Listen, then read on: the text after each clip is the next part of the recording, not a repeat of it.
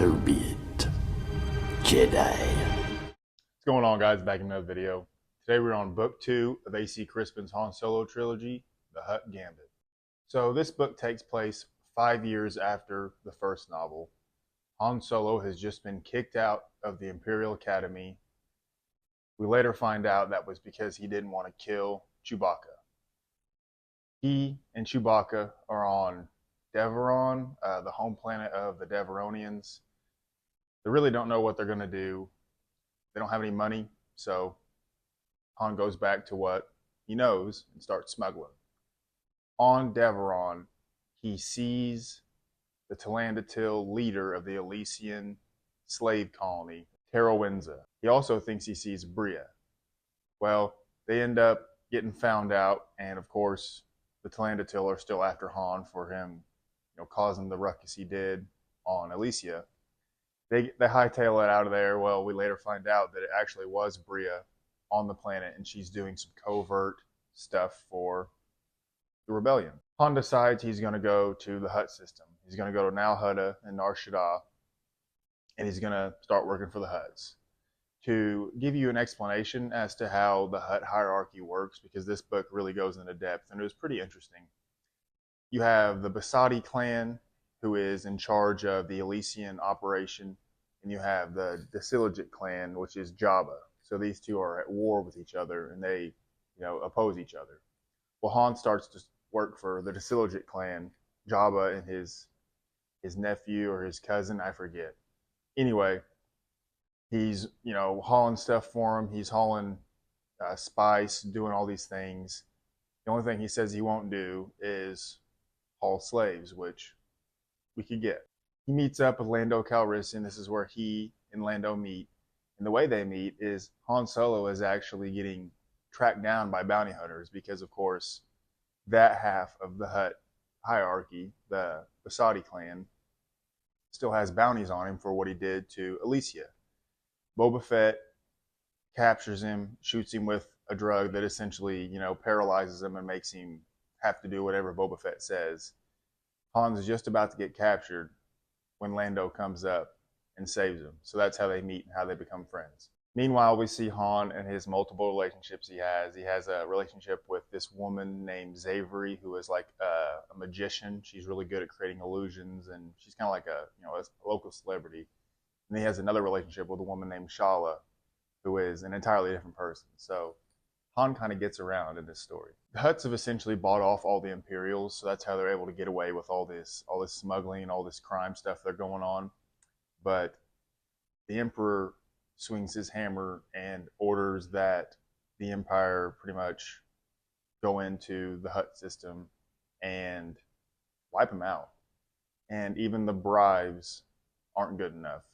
So Han is sent by the Hutts to go meet with one of the Imperial admirals or higher up. His name is Greelanx.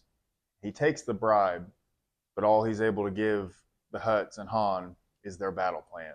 We later find out that that same admiral gets a message from Imperial intelligence or some sort of high command telling them that he has to make it look like he's losing.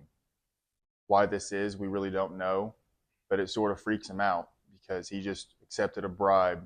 Very strange. So this whole time in the Hutt system, Han and all his smuggler buddies are gearing up for this big battle. They're going to have to defend Nal Hutta and Nar Shaddaa from the Empire because, the Imperial who Han speaks with even tells him, I'm not going to show any mercy. I'm going to make this look legit. So they're kind of, fighting for their lives. Their big plan is they're going to use the help of Han's ex-girlfriend / friend Zavery to create an illusion to make it seem like there are more smuggler ships than there really are, to sort of fake the Imperials out so that they can, destroy some of their ships. It honestly ends up working out. A lot of the Imperial ships are destroyed. Greelanx is able to use that as leverage to, run away.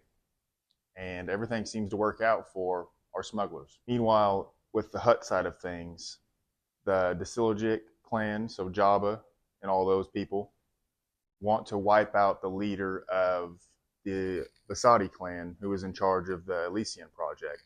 How they do that is they use Tarowenza, the leader of the Elysian, like the overseer, to poison one of the rival Hutt clan members.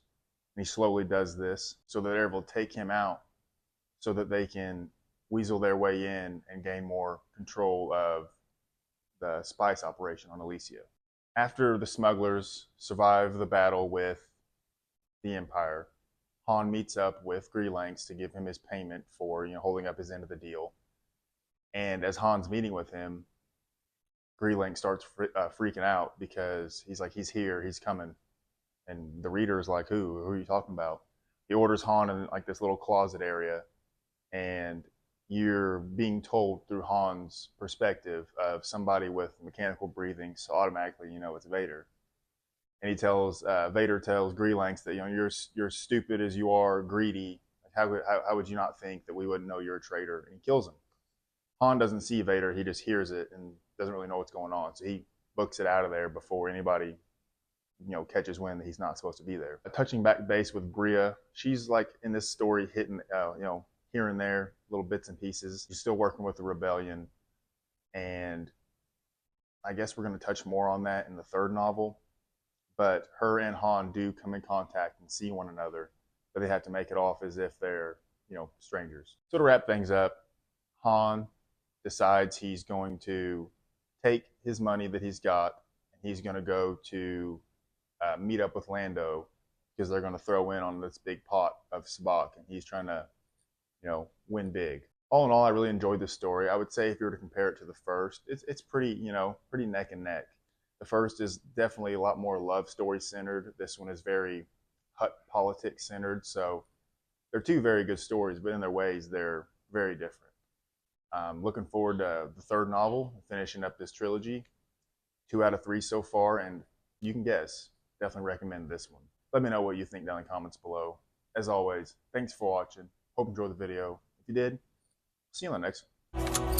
I'm sorry, sir. It's time for you to leave.